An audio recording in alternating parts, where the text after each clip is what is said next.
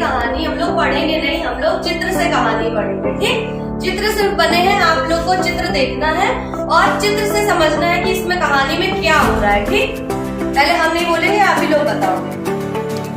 अच्छा, ये हाथी क्या कर रहा है? अब क्या होगा? क्या हुआ? हाथी लग गया? अब किसी की पीठ पे कोई खेलेगा तो जल नहीं जाएगा? क्या हुआ? लग गया ना?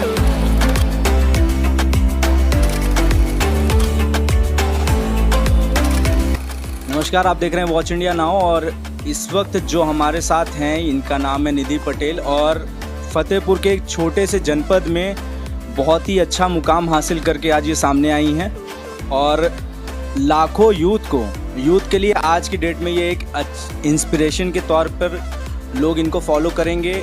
और निधि जी, सबसे पहले आपको वॉच इंडिया नाउ की तरफ से, पूरी टीम की तरफ से बहुत सारी शुभकामनाएं। ये बताइए कि किस तरीके से आज आप इस मुकाम में पहुंची? सर, चूँकि मैं बचपन में एकेडमिक्स में मेरा ठीक रहा है और मेरे चूँकि तब तो छोटे में बच्चे का एक गोल होता है कि सिर्फ अपनी क्लास में फर्स्ट आना, टॉप करना, तो ऐसे ही मैं भी कर रही थी। लेकिन मेरे पापा ने धीरे धीरे मुझे सपना दिखाया कि क्योंकि तुम इतनी हार्ड वर्किंग हो और कैलिबर है तुम्हारे अंदर, तो तुम आगे और बड़े गोल तक जा सकती हो। तो उसके बाद ये मेरे पापा की प्रेरणा थी कि आज मैं इस मुकाम पर हूँ और ये जो मेरे अंदर जो ये कड़ी मेहनत और एक जो जुनून था, ये मेरे पापा की ही व्यक्तित्व की मुझे ये देन है। तो एक फैमिली सपोर्ट काफ़ी मायने रखता है एक अच्छे मुकाम में पहुंचने के लिए। तो जैसा कि हमें पता चला है कि कोविड के टाइम में आपके पिताजी नहीं रहे, तो उनके जाने के बाद आपने अपने आप को किस तरीके से संभाला? क्योंकि ये बहुत ही दुखद, आज तक की सबसे बड़ी दुखद घटना और शायद इससे ज़्यादा दुखद मेरे लिए आगे जीवन में कुछ भी नहीं होगा। और चूँकि नॉर्मल सी लाइफ चल रही थी और अचानक ये कोविड वेव ने मेरे पूरे घर को और मेरे जीवन को पूरा बदल दिया। तो उस बीच में 1 साल तक मैं बहुत टूट गई थी और उसके बाद मेरी मम्मी भी डिप्रेशन में चली गई थी। तो उस टाइम पर मैं एकदम छोड़ चुकी थी ये पढ़ाई और मेरे मन में ये ख्याल सा आ गया था कि चूँकि मेरे पापा ही नहीं हैं और उनका देखा सपना है, तो मेरे अंदर इतनी क्षमता नहीं है कि मैं पढूं। लेकिन फिर कहीं ना कहीं 1 साल बाद फिर मुझे ये चीज़ रियलाइज़ हुई कि मेरे पापा का सपना है तो ये ब्रेक नहीं होना चाहिए। तो फिर लास्ट ईयर फरवरी से मैंने फिर से पढ़ाई शुरू करी और लास्ट ईयर का प्री एग्ज़ाम दिया और फिर प्री एग्ज़ाम जब क्वालिफाई हुआ तो फिर मैं मेंस के लिए मैं उसके लिए लग गई। एक घर वालों का सपना होता है और एक खुद का सपना होता है। तो ये तो जैसा आपने बताया कि आपके फादर का सपना था जिसे आपने आज पूरा किया है, तो क्या आपका कोई ऐसा सपना था कि या फादर ने जो कहा कि उसी को पूरा करना है?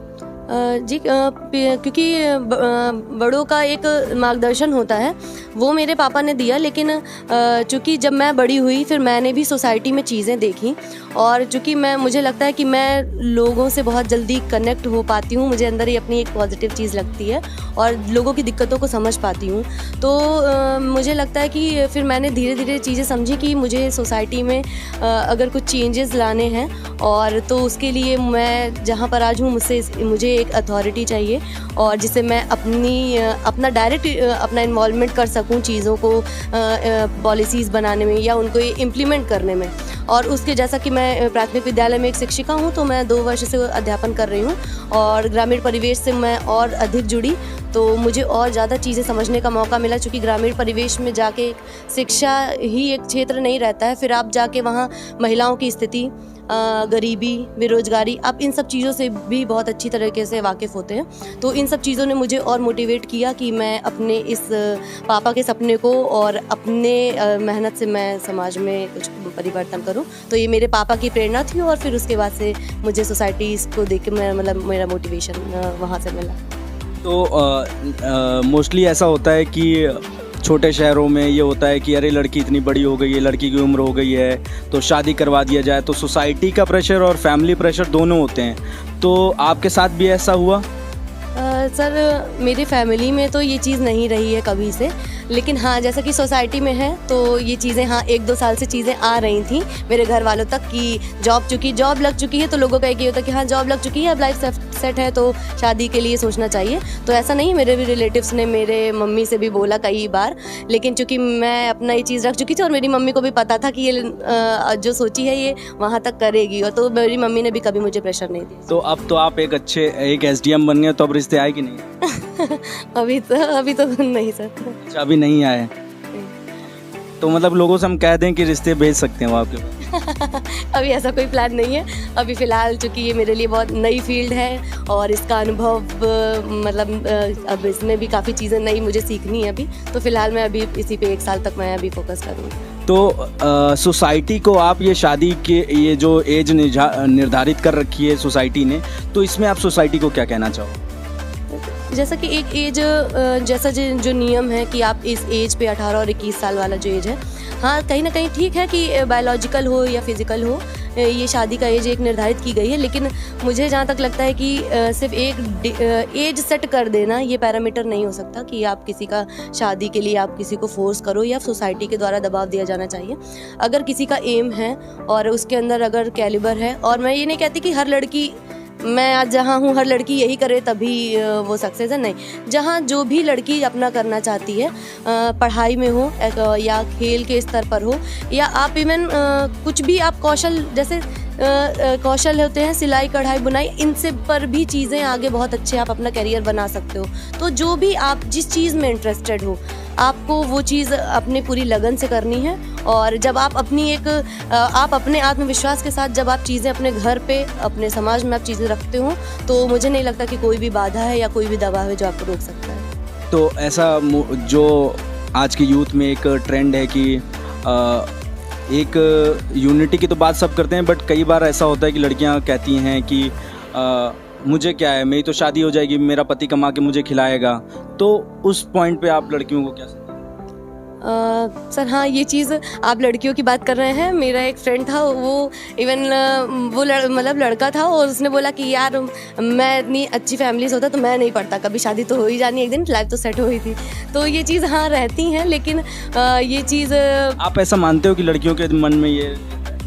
हाँ, मतलब पूरी तरीके से नहीं, क्योंकि कोई भी चीज़ एक जनरलाइज नहीं कर सकते, लेकिन हाँ कहीं ना कहीं ये चीज़ रहती है, और शायद घर वालों के भी दिमाग में ये चीज़ रहती है कि जो चीज़ आज भी जैसे लड़की लड़के में भेदभाव होता है, तो घर वाले भी सोचते हैं जो पढ़ाई में पैसा हम क्यों लगाएं, उतना पैसा हम अच्छी शादी कर देंगे तो लाइफ इसकी सेट हो जाएगी। तो लेकिन मुझे नहीं लगता, आज का जो समय है उसमें महिलाएं इतना कुछ कर रही हैं, हर फील्ड पे कर रही हैं, तो वो चीज़ हर लड़की को और उसके परिवार वालों को वो इंस्पायर करती है, और आज काफ़ी चीज़ें बदली हैं। तो जैसा कि फैमिलीज़ में कहा जाता है, कहते हैं लोग कि अरे अच्छे से पढ़ाई करो, 10th है, 12th है, ग्रेजुएशन है, तैयारी कर रहे हो, फैमिली फंक्शन त्याग दो, सिर्फ पढ़ाई पे फोकस करो। तो क्या ऐसा ज़रूरी होता है?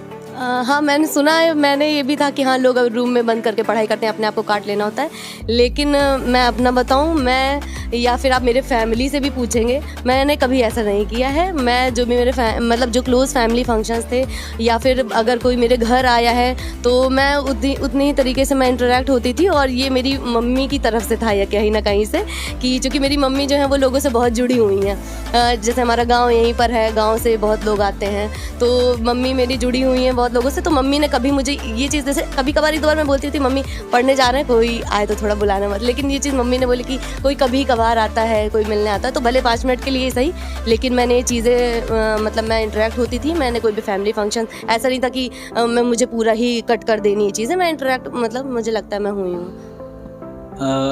अब आप SDM बन गए हो, है ना, तो अब आपके पास एक पावर है, तो समाज की बेहतरी के लिए इस पावर का आप किस तरीके से यूज़ करेंगे? चूँकि अभी तक जो भी मैंने चीज़ें देखी हैं, वहाँ सिर्फ मैंने चीज़ें ऑब्ज़र्व करी हैं, मेरे पास चेंजेस लाने के लिए वहाँ नहीं था। तो अब चूँकि हाँ मेरे पास एक पावर रहेगी कि मैं जो चीज़ें अभी तक देखी हैं मैंने, या मैं जो आगे अभी देखूँगी, वहाँ पर जो मेन चीज़ है मुझे लगता है कि शिक्षा। 2 वर्ष से मैं शिक्षा में देख रही हूँ, और चीज़ें गवर्नमेंट पॉलिसीज़ हों प्रॉपर मैं देख रही हूँ कि आती हैं चीज़ें, बहुत अच्छे एक टारगेट सेट किए जाते हैं, लेकिन वो कहीं ना कहीं फेल हो जा रहे हैं। क्यों? क्योंकि जागरूकता नहीं है उतनी माँ बाप के अंदर भी, और या कहें जागरूकता नहीं, या कहें कि उनकी गरीबी की वो परिस्थितियाँ ऐसी हैं कि वो उन्हें अपने बच्चों को रेगुलर स्कूल आने के लिए या उन्हें पढ़ाई के लिए प्रोत्साहित करने के लिए रोक देती हैं। तो मैं शिक्षा और जागरूकता और सबसे बड़ी चीज़ मैं कौशल पे ध्यान दूंगी कि जो भी अगर पढ़ाई में चीज़ें नहीं भी भले कर पा रहा है, अगर वो कौशल उसका किसी भी व्यक्ति, महिला हो या पुरुष हो, अगर उसका कौशल, उसके पास कोई भी एक कौशल है, वो अपना अच्छे से जीवन यापन कर सकता है, अपनी लाइफ अच्छे से चला सकता है, अपने बच्चों को अच्छी शिक्षा दे सकता है, स्वास्थ्य पे काम कर सकता है। तो मैं इन क्षेत्र में काम करना चाहती हूँ। जैसा कि आपने बताया कि आप टीचर भी हो, 2 साल से आप अपनी सर्विस दे रहे हो, तो बच्चों को पढ़ाना और अपनी पढ़ाई दोनों साथ में कैसे मैनेज करें? क्योंकि बच्चों को पढ़ाते हैं हम तो हमें खुद एक होमवर्क करना होता है कि आज हम बच्चों को ये पढ़ा रहे हैं तो कल हम कुछ नया टॉपिक पढ़ाएंगे, तो वो कैसे मैनेज? सर ये तो बिल्कुल है कि छोटे बच्चे हैं, 1 से 5 तक के बच्चे हैं, बड़े बच्चों की अपेक्षा छोटे बच्चों को पढ़ाना कहीं ना कहीं और चैलेंजिंग होता है, क्योंकि वो बच्चे बहुत, हर बच्चे का अलग तरीका है समझने का, हर बच्चे को आप अलग तरीके से समझाते हो। और उस 6 घंटे के बाद मैं, ऐसा नहीं था, घर आती थी तो ऐसा नहीं होता था कि स्कूल से कट गए, वहाँ का हेडेक भी, क्योंकि 6 घंटे बच्चों को पढ़ाना, उसके बाद खुद का सर दर्द हो जाता था। लेकिन ये है कि चीज़ें, उसके बाद जो मेरा टाइम रहता था, मैं उस अपने शाम के वक्त स्कूल से आके 2 घंटे अपना रेस्ट लेके मैं अपना वीकली टारगेट एक सेट करती थी, और शाम में वो 5 से 6 घंटे मैक्सिमम मैं पढ़ाई करती थी उसके लिए। और रही बच्चों के लिए प्लानिंग की बात, तो वो, हाँ, वो चीज़ें मैं जो स्कूल में जैसे टाइम मिला, जैसे लंच टाइम मिला, तो मैं उसमें अपना प्लान बना लेती थी कि ये मेरा कल का प्लान है, तो थोड़ा थोड़ा ऐसे टाइम मैनेज किया है।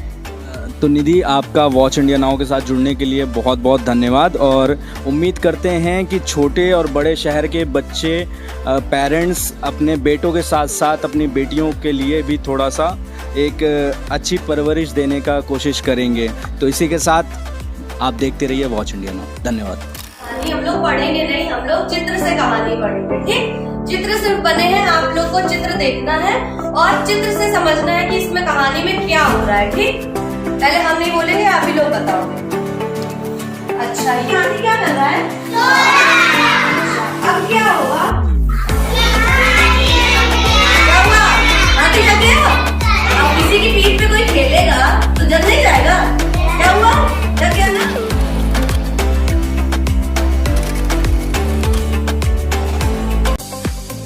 अगर आप हमारा वीडियो YouTube पर देख रहे हैं तो चैनल को सब्सक्राइब करें और बेल आइकन को दबाएं। यदि आप हमारा वीडियो Facebook पर देख रहे हैं तो पेज को लाइक और फॉलो करें। धन्यवाद।